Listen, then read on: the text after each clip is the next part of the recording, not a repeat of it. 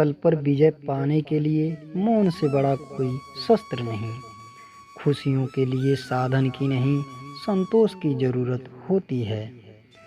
सुख का लालच ही नए दुख को जन्म देता है।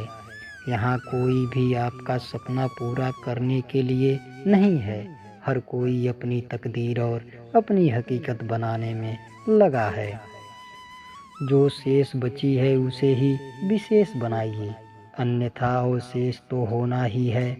सवाल ये नहीं है कि कितना सीखा जा सकता है, इसके उलट सवाल ये है कि कितना भुलाया जा सकता है। प्रसन्नता सद्भाव की छाया है, वो सद्भाव का पीछा करती है। प्रसन्न रहने का कोई और तरीका नहीं है। मनुष्य खुद ईश्वर तक नहीं पहुंचता है, बल्कि जब वह तैयार होता है तो ईश्वर खुद उसके पास आ जाते हैं। व्यक्ति की बुद्धि सदैव संदेह करती है, भरोसा तो केवल हृदय ही जानता है। तनाव का अर्थ है आप वर्तमान परिस्थितियों से उब गए हैं, जिस कारण आपका मस्तिष्क नियंत्रण में नहीं रह पाता है। संसार सुंदर है क्योंकि इसे भगवान ने बनाया है। जो संसार को गंदा कहता है वह भगवान का तिरस्कार करता है।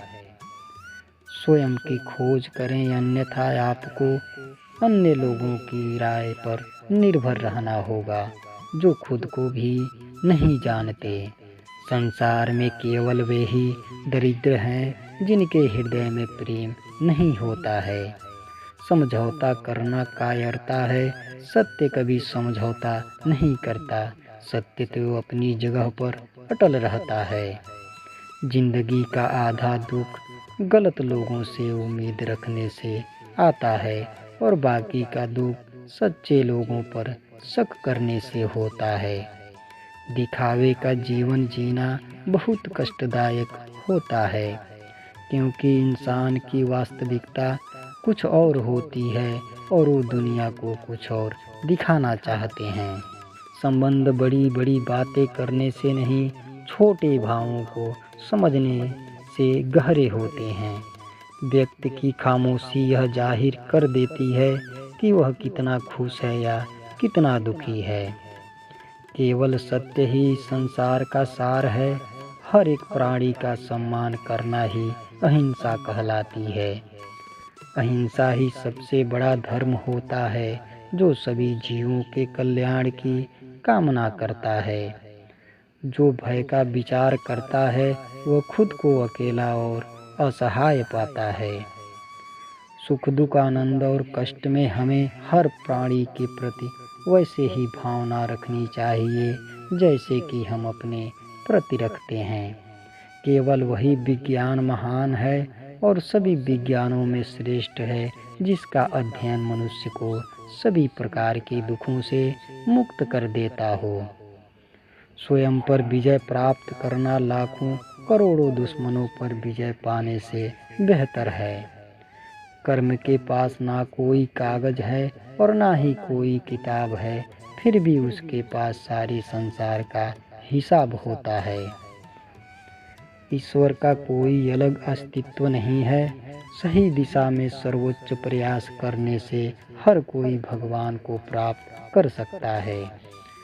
पराजय और असफलता कभी कभी विजय की ओर बढ़ने के लिए जरूरी कदम होते हैं। दूसरों की बजाय खुद पर विश्वास रखो, फिर देखना आप अपने ही प्रयत्नों से कामयाब हो सकते हैं।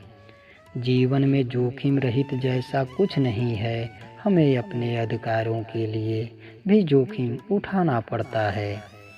पूर्ण भक्ति और ईमानदारी के साथ शांतिपूर्ण तरीके से उद्देश्य को पूरा करने का प्रयास ही अहिंसा कहलाता है। व्यक्ति हमेशा प्रगति के मार्ग में अपने गुणों से आगे बढ़ता है। किसी दूसरे के भरोसे रहकर आगे नहीं बढ़ा जा सकता है। अतीत को केवल देखते रहना व्यर्थ है, जब तक उस अतीत पर गर्व करने योग्य भविष्य के निर्माण के लिए कार्य न किया जाए।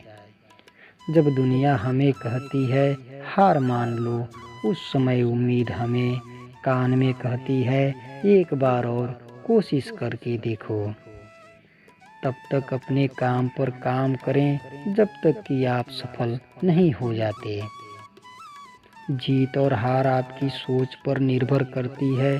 मान लो तो हार होगी और व्यक्ति ठान ले तो जीत ही जीत होगी। सही वक्त पर पिए गए कड़वे घूंट अक्सर जिंदगी मीठी कर दिया करते हैं। कोशिश आखिरी सांस तक करनी चाहिए। मंजिल मिले या तजुर्बा, चीज़ें दोनों ही नायाब हैं। ऊंचाइयों पर वह पहुंचते हैं जो जीवन में परिवर्तन की सोच रखते हैं। मुसीबतों को हल सोचने से नहीं बल्कि खोजने से मिलते हैं। असफलता के दम पर आप अपना संघर्ष किसी को बता नहीं सकते। सफलता के बाद छोटी कठिनाइयों को संघर्ष का नाम दिए बिना आप खुद को रोक नहीं सकते। सफलता का आशीर्वाद केवल उन्हें ही मिलता है जिन्होंने कभी संघर्ष के कदमों को स्पर्श किया हो। आपका संघर्ष जितना बड़ा होगा, आपकी सफलता उतनी ही बड़ी होगी। अपने आप को दुर्भाग्यशाली समझना सही नहीं है, क्योंकि आप अकेले नहीं हैं जो संघर्ष कर रहे हैं। कष्ट आपके बुरे कर्मों की वजह से नहीं, आपके आने वाले कल को बेहतर बनाने के लिए आते हैं। आपके पास जो कुछ भी है उसे बढ़ा चढ़ाकर मत बताइए और ना ही दूसरों से ईर्ष्या कीजिए। घृणा से नहीं, प्रेम से खत्म होती है, यह शाश्वत सत्य है। खुशी अपने पास अधिक होने के बारे में नहीं है, खुशी बहुत अधिक देने के बारे में है। जैसे मोमबत्ती बिना आग के नहीं जल सकती, मनुष्य भी आध्यात्मिक जीवन के बिना नहीं जी सकता। क्रोध में हजारों शब्दों को गलत बोलने से अच्छा मौन वह एक शब्द है जो जीवन बदल सकता है। भविष्य के सपनों में मत खो और भूतकाल में मत उलझो, सिर्फ वर्तमान पर ध्यान दो। जीवन में आप चाहे जितनी अच्छी किताबें पढ़ लो, कितने भी अच्छे शब्द सुनो, लेकिन जब तक आप उनको अपने जीवन में नहीं अपनाते तब तक उसका कोई फायदा नहीं होगा। सत्य के मार्ग पर चलते हुए व्यक्ति केवल दो ही गलतियां कर सकता है। पहली, या तो पूरा रास्ता न तय करना, दूसरी या फिर शुरुआत ही न करना। भविष्य के सपनों में मत खो। जीवन में हजारों लड़ाइयाँ जीतने से अच्छा है कि तुम स्वयं पर विजय प्राप्त कर लो, फिर जीत हमेशा तुम्हारी होगी, इससे तुमसे कोई नहीं छीन सकता। ताकत की ज़रूरत तभी होती है जब कुछ बुरा करना हो, वरना दुनिया में सब कुछ पाने के लिए प्रेम ही काफ़ी है। किसी जानवर की अपेक्षा एक कपटी और दुष्ट मित्र से ज़्यादा डरना चाहिए। जानवर तो बस आपके शरीर को नुकसान पहुंचा सकता है, पर बुरा मित्र आपकी बुद्धि को नुकसान पहुंचाता है। हर अनुभव कुछ न कुछ सिखाता है, इसलिए हर अनुभव महत्वपूर्ण है। हम अपनी गलतियों से ही सीखते हैं। अकेलेपन ऐसे व्यक्ति को खुशी देता है जो कि संतोषी है, जिसने धर्म के बारे में सुना है और उसे साफ तौर पर देखा हो। जो मानव अपनी निंदा सुन लेने के बाद भी शांत रहता है, वह सारे जगत पर विजय प्राप्त कर सकता है। शक की आदत सबसे खतरनाक है। शक लोगों को अलग कर देता है, यह किसी भी अच्छे रिश्ते को बर्बाद कर देता है। पवित्रता और अपवित्रता अपने आप पर निर्भर करती है कि कोई किसी को पवित्र नहीं कर सकता। दूसरों के लिए जीने वाला व्यक्ति कभी भी निराश और परेशान नहीं होता है। जब शब्द सच्चे और दयालु होते हैं तो वह हमारे जीवन को बदल सकते हैं। हमें अपने द्वारा की गई गलतियों की सज़ा तुरंत भले ना मिले, पर समय साथ कभी ना कभी अवश्य मिलती है। जब आप कोशिश करते हैं तो आप नहीं जानते क्या हो सकता है, लेकिन अगर आप कोशिश ही नहीं करेंगे तो कुछ नहीं होगा। ज़्यादा सोचना बंद करो। आप सब कुछ नियंत्रित नहीं कर सकते। कुछ बातों को जाने देने में ही भलाई होती है। आप जितना कम नकारात्मक लोगों का जवाब देंगे, आपका जीवन उतना ही शांतिपूर्ण होगा। शांति प्रिय लोग आनंद का जीवन जीते हैं। उन पर हार या जीत का कोई प्रभाव नहीं पड़ता। भविष्य के सपनों में मत खो और भूतकाल में मत उलझो। सिर्फ वर्तमान पर ध्यान दो। जीवन में खुश रहने का यही एक सही रास्ता है। झूठे व्यक्ति की ऊंची आवाज़ सच्चे व्यक्ति को चुप करवा देती है, लेकिन सच्चे व्यक्ति का मौन झूठे व्यक्ति की जड़ें भी हिला देती है। जैसे ठोस चट्टान हवा से नहीं हिलती, उसी प्रकार बुद्धिमान व्यक्ति कभी प्रशंसा या आरोपों से विचलित नहीं होता। यदि हम अपनी समस्या का हल निकाल सकते हैं तो फिर चिंता करने की क्या ज़रूरत, और यदि समस्या का कोई हल ही नहीं तो फिर उसका चिंता करना ही व्यर्थ है। कोई भी आदत इतनी बड़ी नहीं होती जिसे आप तोड़ नहीं सकते। बस अंदर से एक मजबूत फैसले की ज़रूरत होती है। एक समझदार व्यक्ति अपने अंदर की कमियों को उसी तरह दूर कर लेता है जिस तरह से एक सुनार चांदी की अशुद्धियों को चुन चुन कर थोड़ा थोड़ा करके दूर करता है। मदद करने के लिए धन की नहीं बल्कि अच्छे मन की ज़रूरत होती है।